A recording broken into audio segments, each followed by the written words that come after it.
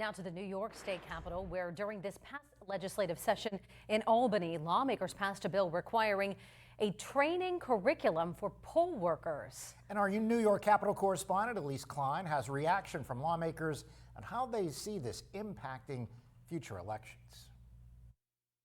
Legislation passed by state lawmakers this year will require the State Board of Elections to put a poll worker training curriculum in place. Each county would enroll 2 instructors for the Certified Poll Worker Training Program.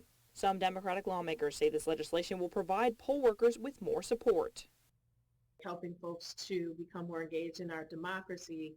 Our poll workers are essential in that regard. They are critical and they are an integral link to ensuring that people in our communities have a full experience that's positive as relates to the power of voting.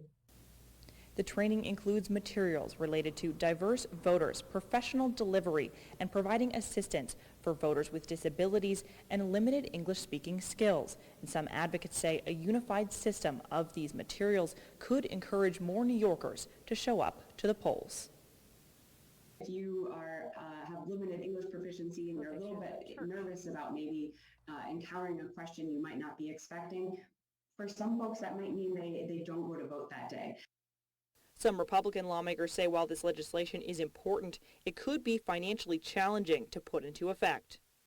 You know, it's a good idea to have standard protocols and teaching of the poll workers. But if you're going to require it in a specific way and a certain number of times, then the state should be providing funding for that. The training intends to be available both in person and virtually. In Albany, Elise Klein, Erie News Now.